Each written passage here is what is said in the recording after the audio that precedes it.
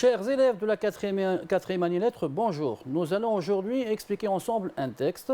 Cette explication vous sera présentée par moi-même, Mer Antit, professeur de l'enseignement secondaire au lycée secondaire de d'Archaben à Nabeul, sous la direction de Madame Sarah Abdeldaim, inspectrice principale de l'enseignement secondaire.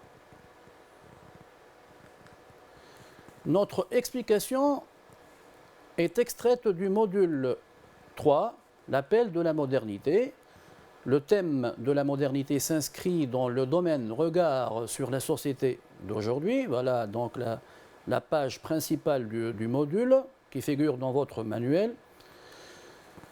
Mais avant de commencer notre explication, j'aimerais bien vous faire voir le vocabulaire essentiel en rapport avec le thème de la modernité. Donc lorsqu'on parle de la modernité, on parle donc d'une époque moderne, des temps modernes, d'un monde moderne, d'une vie moderne.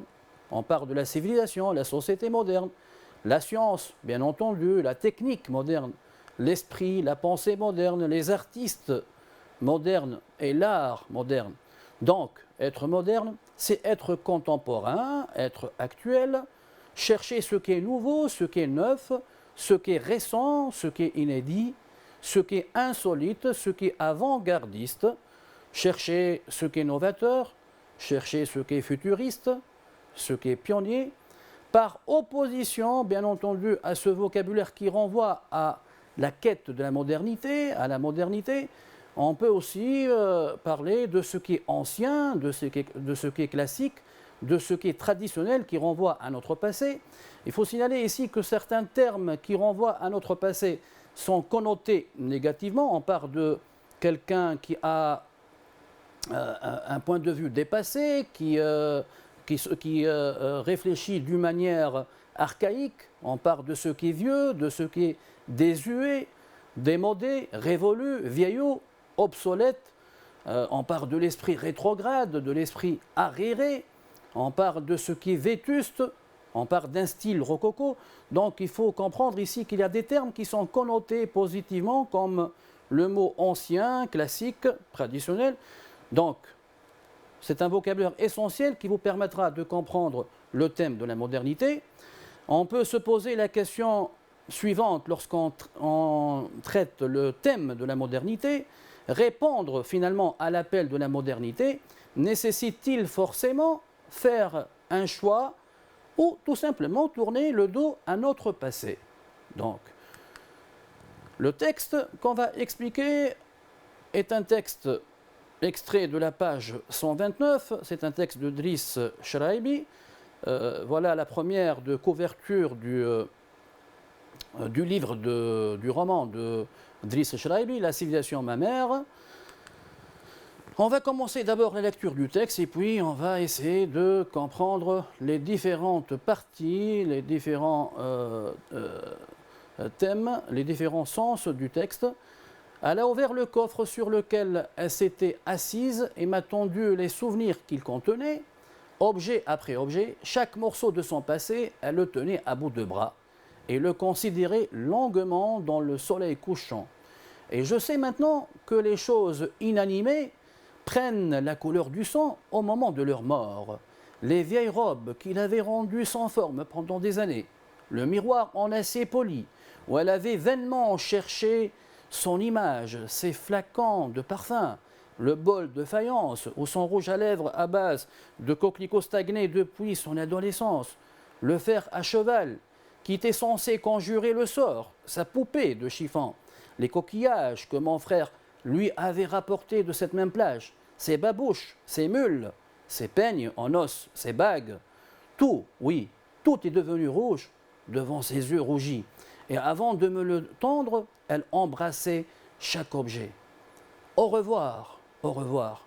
Debout sur le tas de terre et de glaise, je laissais tomber dans la fosse ces témoins de toute une époque. La poupée, elle a serré dans ses bras et l'a bercée, lui a fredonné une mélodie joyeuse qui m'a rendu à moitié fou.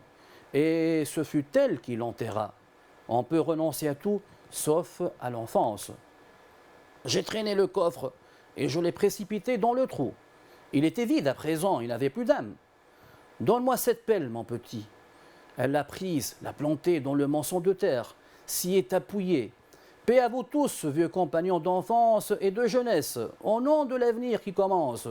Je vous ai aimé, oh oui, vous avez été mes confidents. Nous avons ri et pleuré ensemble. Mais vous comprenez, il est préférable que je vous enterre avant que vous ne deveniez des témoins gênants pour notre siècle. Si je vous préservais de la civilisation, vous serez comme des vieillards dans un asile de vieillards. Vous ne voudrez pas cela, dites. Vous ne voudrez pas qu'un jour on vous jette dans une poubelle ou dans une décharge publique ou encore qu'on vous relègue dans une arrière-boutique d'antiquaire. Au revoir, mes amis, au revoir dans l'autre monde. Tout ce qui restait dans la maison, elle a vendu.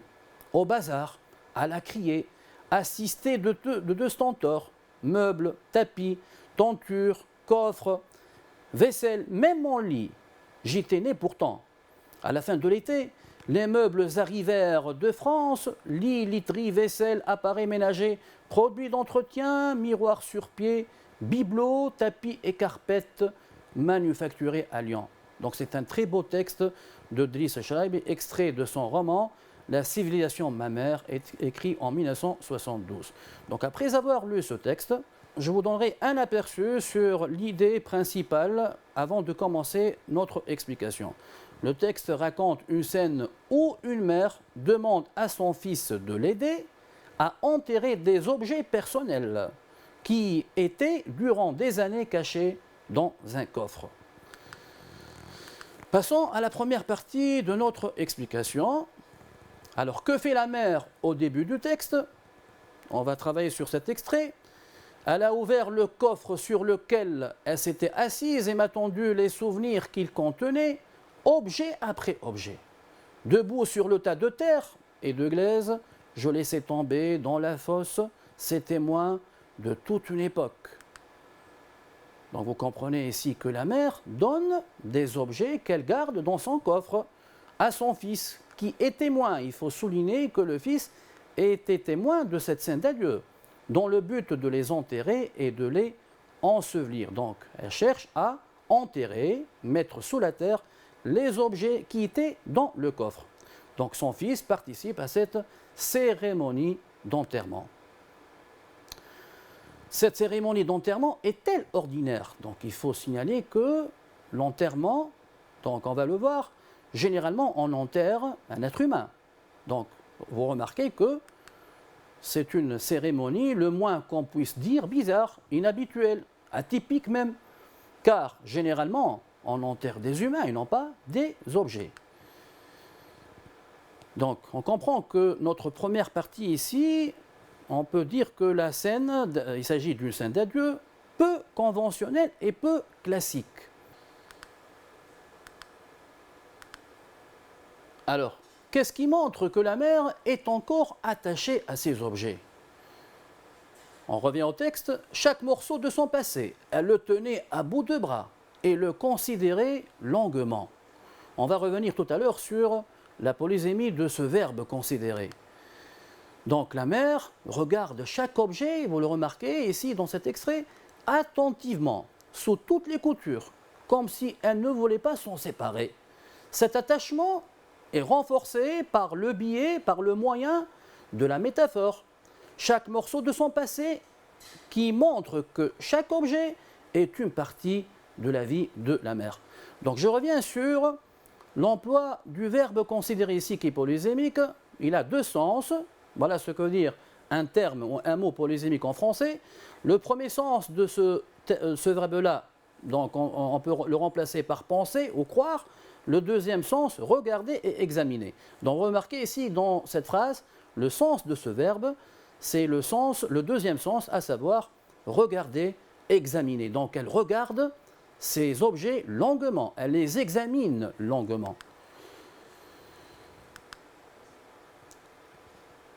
Donc, et avant de me le tendre, elle embrassait chaque objet.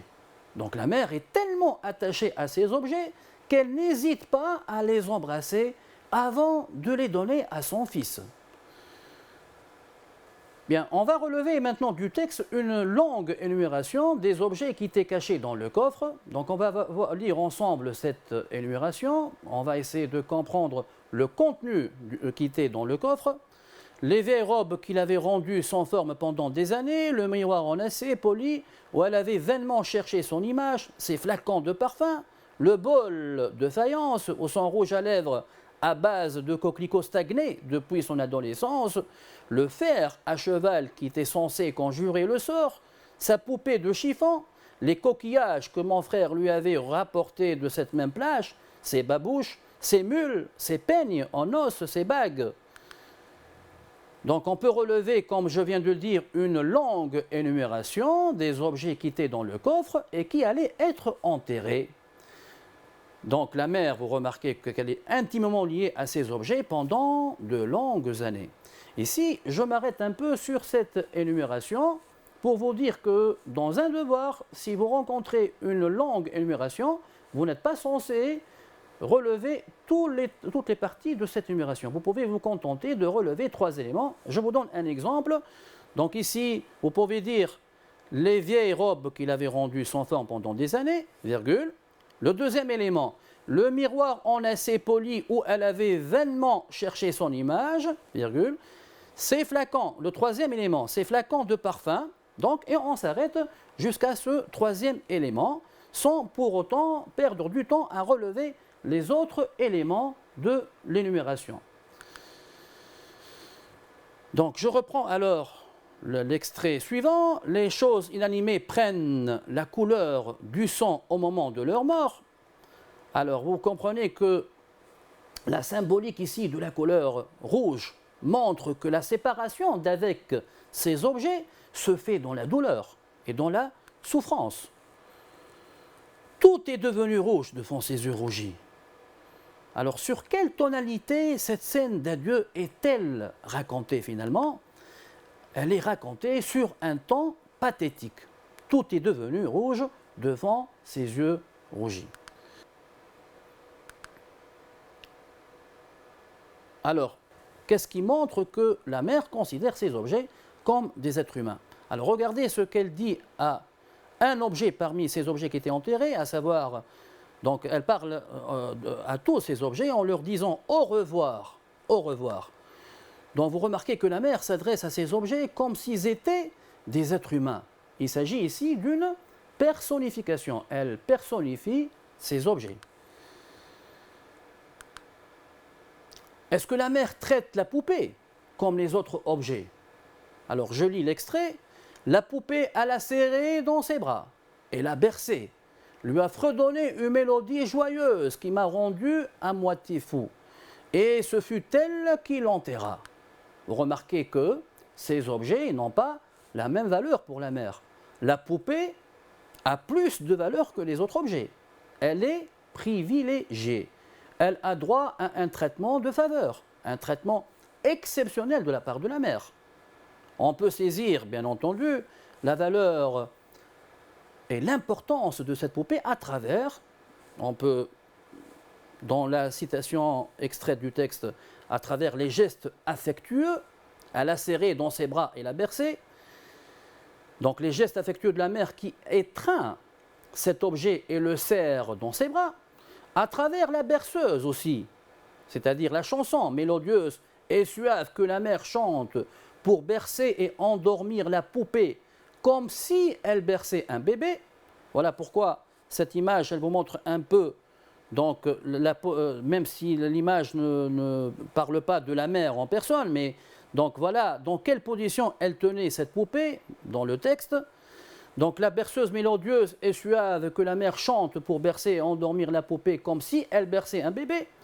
Et même, il faut noter ici que même son fils, témoin de cette scène, est touché par cette mélodie joyeuse. On peut aussi saisir la valeur et l'importance de cette poupée à travers la décision de la mère d'enterrer la poupée elle-même. Le texte, je reviens au texte, et ce fut elle qui l'enterra. Alors, maintenant, on va voir pourquoi cette poupée a tant de valeur pour la mère.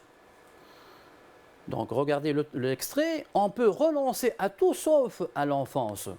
Donc on peut dire que la poupée représente pour la mère la plus belle époque de sa vie, à savoir son enfance. Cette poupée est empreinte de souvenirs, c'est-à-dire elle est pleine de souvenirs agréables que la mère ne pourrait jamais oublier malgré son envie de changement. Il faut noter aussi que la mère veut changer, elle cherche à se moderniser, elle cherche une vie différente, elle veut rompre avec son passé, mais elle est encore attachée à ces objets, donc on peut renoncer tout sauf à son enfance. On va passer maintenant à la deuxième partie de notre explication.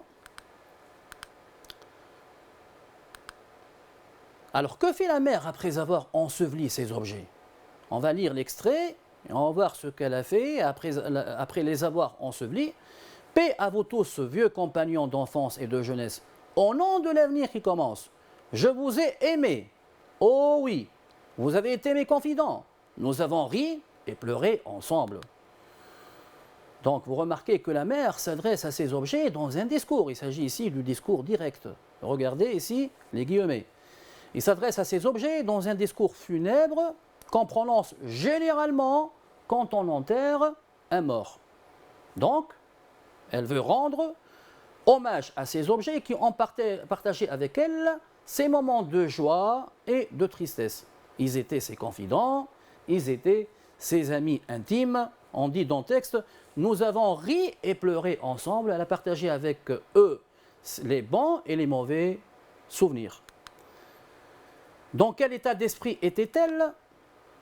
La mère cultive l'espoir de commencer une nouvelle vie, une nouvelle époque, une nouvelle ère. Voilà, le synonyme de époque, on peut le remplacer époque par ère.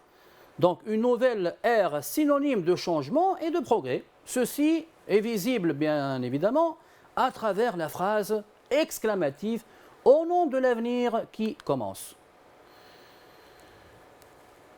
Elle le tenait à bout de bras et le considérait longuement dans le soleil couchant. Donc d'ailleurs, il faut souligner ici que le choix du moment de la séparation n'est pas anodin.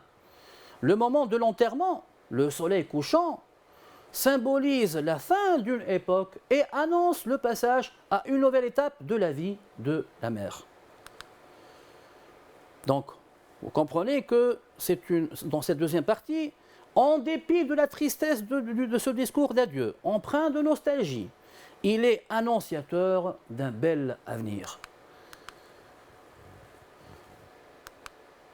Alors que cherche finalement la mère à travers ce discours funèbre? Mais vous comprenez, alors regardez cette interrogation qu'on va essayer d'expliquer pour comprendre l'intention de la mère à travers ce discours funèbre. Par le truchement de ce discours funèbre. Le truchement, c'est-à-dire par le biais, par le moyen, par le truchement de ce discours funèbre, la mère cherche à convaincre les objets enterrés que cette cérémonie funèbre est inéluctable, c'est une cérémonie inévitable. Au fond d'elle-même, elle veut que ses compagnons d'autrefois comprennent sa décision de se séparer d'eux et qu'ils acceptent, qu'ils approuvent cette décision. D'ailleurs, vous remarquez ici l'emploi de la conjonction de coordination, mais le choix de cette conjonction montre que, sans conteste, sans aucun contredit, que cette mère a pris une décision irrévocable, une décision sans appel. La décision est prise. Il n'y aura plus de retour en arrière.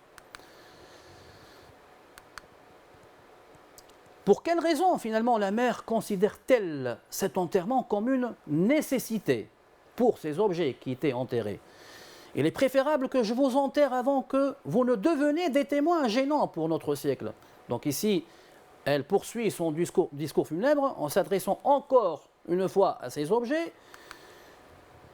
Donc la mère considère cet enterrement comme une nécessité, une obligation, car ces objets sont devenus démodés et dépassés. Regardez ce qu'elle leur dit dans cet extrait. Donc, il est préférable que je vous enterre avant que vous ne deveniez des témoins gênants pour notre siècle. Donc, en les enterrant, elle leur épargne l'humiliation, elle leur épargne la dégradation, elle leur épargne de tomber dans un oubli dégradant, rabaissant, avilissant.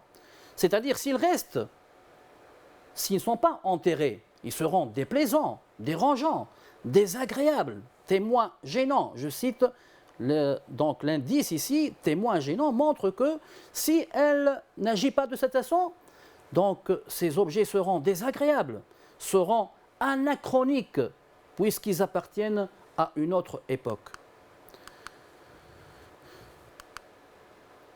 Alors, quel service la mère rend-elle à ces objets? Vous avez compris qu'elle leur rend service, on vient de le dire, en les enterrant. Alors, je lis l'extrait. Si je vous préservais de la civilisation, vous serez comme des vieillards dans un asile de vieillards. Vous ne voudrez pas cela, dites. Vous ne voudrez pas qu'un jour on vous jette dans une poubelle ou dans une décharge publique ou encore qu'on vous relègue dans une arrière-boutique d'antiquaire. Ici, l'image qui figure sur votre écran vous donne une idée sur ce que c'est une arrière-boutique d'antiquaire. Donc, ils seront délaissés, abandonnés. Donc, en les enterrant, cette mère rend un précieux service à ces objets, en les mettant d'abord à l'abri d'une humiliation cuisante et même cruelle dans un monde qui change constamment, continuellement, en permanence. Tous ces lieux qu'elle a cités dans cet extrait sont dégradants, déshonorants pour ces objets. Un asile de vieillards, une poubelle, une décharge publique, une arrière-boutique d'antiquaire. Alors, qu'est-ce qui montre que la mère est vraiment déterminée? Donc, elle a pris une décision, comme on vient de dire tout à l'heure, une décision irrévocable, une décision définitive, sans conteste, sans aucun retour en arrière. Donc, qu'est-ce qui montre que la mère est vraiment déterminée, résolue, décidée à moderniser sa vie? Finalement, tout ce qu'elle a fait, c'est pour moderniser sa vie. Donc, en quête de modernité, on revient à notre thème. Donc, il faut comprendre qu'ici, le texte s'inscrit dans cette idée-là, la quête de la modernité. Alors, je lis l'extrait. Tout ce qui est resté dans la maison, elle a vendu. Au bazar, elle a crié, assisté de 2 stentors, meubles, tapis, tentures, coffres, vaisselle, même mon lit, j'y étais né pourtant.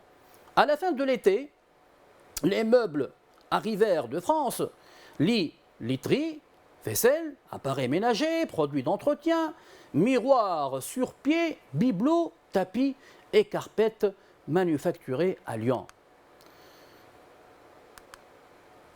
Donc la mère a vendu les meubles de la maison pour les remplacer par de nouveaux meubles, de nouveaux objets importés de France. Donc il y a des objets qu'elle a enterrés et d'autres qu'elle a vendus. Donc les meubles qu'elle va importer de France, qu'elle va acheter de France, sont le symbole de la modernité et du progrès. Alors ces objets, il faut noter que ces objets qui sont vendus à la criée n'ont pas eu le même traitement que les objets qui étaient dans le coffre. Donc les objets qui étaient dans le coffre, ils étaient enterrés. Par contre, les objets qui étaient dans la maison, donc les meubles, entre autres, étaient vendus. Donc cela montre qu'elle accorde plus d'importance aux autres objets qui étaient dans le coffre. La mère s'évertue à s'adapter désormais à un monde moderne, en perpétuel changement, comme on vient de le dire. Elle veut être à la page. Ce sont des expressions que vous pouvez employer pour montrer qu'on est en quête de modernité. Elle veut être à la page, elle veut évoluer, elle veut changer, elle cherche à se moderniser, à se renouveler, à se transformer, à se faire peau neuve. Donc, nous arrivons à la fin de notre explication. Donc, on va essayer de résumer tout ce qu'on vient de dire. La mère du narrateur s'attache certes à son passé, c'est très important de le noter, et accorde une importance incontestable aux objets qui lui rappellent des moments inoubliables. Mais il faut souligner que on a vu qu'il y a 2 parties dans le texte. Dans la deuxième partie, elle montre qu'elle s'ingénie, qu'elle s'évertue à changer son mode de vie, afin d'être plus moderne, afin de s'adapter à une nouvelle époque et répondre à l'appel de la modernité. Pour reprendre le titre de notre module, la recherche du changement et la quête du modernisme n'excluent pas notre attachement à nos traditions, à nos racines, à notre passé, à certains souvenirs et périodes de la vie jugées inoubliables, indélébiles, ineffaçables, ce sont des synonymes ici, de notre mémoire. Avant de nous quitter, j'aimerais bien élargir avec vous le débat en regardant cette photo. Donc vous remarquez ici que la femme qui est assise, elle s'habille d'une manière moderne, mais en même temps, le fait de porter une chéchia montre qu'elle est attachée à son passé, à son patrimoine, entre autres le patrimoine tunisien. Les lunettes qu'elle porte aussi montrent qu'elle qu'elle a un style plus ou moins moderne. L'endroit où elle est assise montre qu'il y a quand même un mariage du traditionnel et du moderne.